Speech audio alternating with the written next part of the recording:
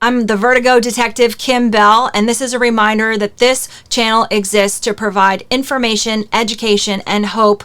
It is not individual medical advice. Now let's get into it. Anterior canal BPPV cannot occur physiologically on its own spontaneously.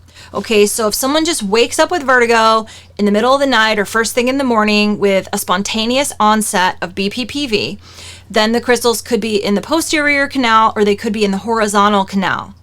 But they can definitely not be in the anterior canal. The way I think of the anterior canal and the way you can picture it is it's sort of like a loft where you would actually have to climb up a ladder or climb up a flight of stairs to get up into the anterior canal. And as long as the person is just sitting up or lying down in their bed and getting back up, the crystals are never going to get up into the loft, so to speak, or the anterior canal.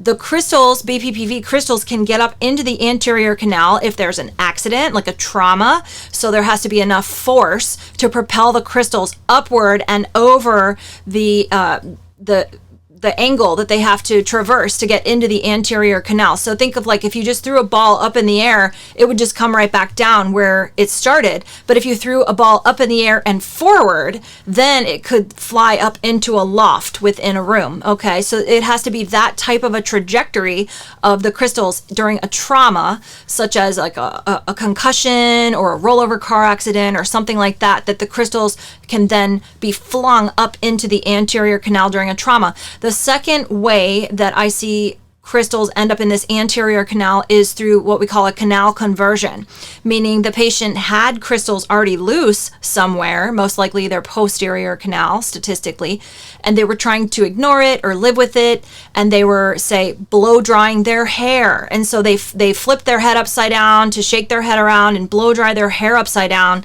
and then they got super dizzy after that. Well, the crystals may have converted during that activity from the posterior canal into the anterior canal. So there has to be some kind of an upside down head motion after vertigo has already started, so that they already have BPPV and they're living with the BPPV. They have loose crystals somewhere in their inner ear, and then they flip their head upside down to do some kind of an activity, and then the crystals convert into the anterior canal while their head is upside down. So other examples besides blow drying the hair would be applying a towel on your head when you have wet hair, when you step out of the shower. Another example would be doing backflips in a pool. Another example are people I treat that are very active. So they're gymnasts, they're doing jujitsu or other martial arts where they're rolling around on the ground. They're doing yoga and they're going upside down, doing headstands and handstands and downward dogs and all kinds of yoga poses that cause them to drop their head down. And then they may have an opportunity to convert existing BPPV particles from the posterior canal into the anterior canal. And now, why is that getting missed?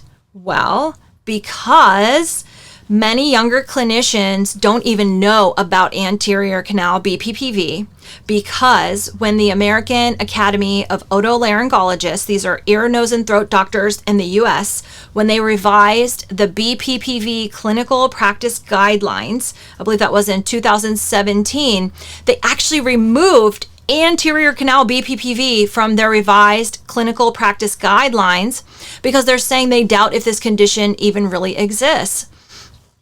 Anterior canal BPPV was in the clinical practice guidelines I read when I first started treating dizziness in 2006, but when they revised the guidelines in 2017, they removed it. And so the newer clinicians, the younger clinicians, they're just reading the newly revised clinical practice guidelines as they get started learning how to treat BPPV, and they're reading that anterior canal BPPV most likely does not exist, and therefore they're not even looking for it.